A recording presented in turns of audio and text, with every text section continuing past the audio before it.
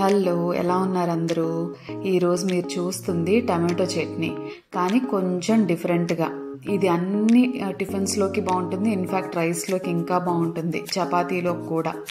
Process ఏమో చాలా simple. నేను చెప్పాను కదా, అస్సలు మిక్సీ చేయాల్సిన అవసరమే లేదు. దీనికోసం నేను ఒక మీడియం సైజ్వి ఒక 5 టమాటోస్ తీసుకున్నాను. ఒక చిన్న ఆనియన్ని సన్నగా తరిగి పెట్టుకున్నాను. అలానే వెల్లుల్లిపాయల్ని పైన పీల్ తీసేసి పెట్టుకున్నాను అనమాట. ఇంకా ఇంతకన్నా ప్రాసెస్ ఏం లేదు. టమాటోస్ని మీరు చూసినట్టు మధ్యలో కట్ చేశాను, 2 పీసెస్ కిందే కట్ చేశాను. వాటిని ఏం చేశానంటే కడాయిలో ఆయిల్ వేడి చేసుకొని ఈ టమాటోస్ని ఇలా పేర్చేసాను అనమాట రివర్స్లో. సో టమాటో తెలుసు కదా, మ్యాక్సిమం కుకింగ్ టైమే 2 to 3 minutes ఉంటుంది. అదే కడాయిలో ఆయిల్ వేడి చేసుకుని కుక్ చేసుకుంటే ఇంకా ఒక 2-3 minutes లోపే కుక్ అయిపోతుంది అనమాట చక్కగా. అది కుక్ అయ్యే ప్రాసెస్లో ఏంటంటే చాలా నీళ్లు వస్తాయి కదా, వాటర్ మంచిగా ఊజ్ అయిపోయి దాంతోపాటు మొత్తం టమాటో కుక్ అవుతుంది. మూత పెట్టి కుక్ చేసుకోండి. తర్వాత దాని పీల్ వచ్చేస్తుంది అనమాట తొందరగా, అలా తోలు కూడా వచ్చేస్తూ ఉంటుంది కాబట్టి అది తీసేసేయచ్చు. ఎందుకంటే నేను మిక్సీ చేయట్లేదు అని చెప్పాను కదా.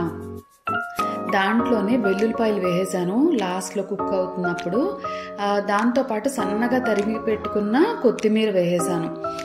కారం వేయలేదు నేను, దానికి బదులుగా చిల్లీ ఫ్లేక్స్ వేసుకున్నాను. అలానే వెల్లుల్లిపాయలతో పాటు ఉప్పు, పసుపు కూడా యాడ్ చేసాను. ఇక కొత్తిమీర ఫ్లేవర్, వెల్లుల్లిపాయ ఫ్లేవర్ తగులుతూ చక్కగా, ఎంత ఉల్లిపాయలు వేస్తాం కదా లాస్ట్లో దింపే ముందు, ఎంతో క్రంచీగా ఎంతో టేస్టీగా ఉంటుంది.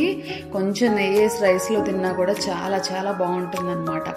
ఇలా కూడా ఎప్పుడైనా ట్రై చేయండి, పోపు పెట్టాల్సిన అవసరమే లేదు.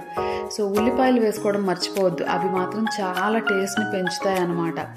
ఓకేనా? ఇడ్లీ, దోశ, పూరి, వడ ఎందులోకైనా సూపర్గా ఉంటుంది. రైస్లోకి, చపాతీలోకి ఇంకా బాగుంటుంది. నేనైతే ఈరోజు ఇడ్లీలో చేశాను ఈ చట్నీని. మీకు ఎలా నచ్చితే అలా ట్రై చేయండి.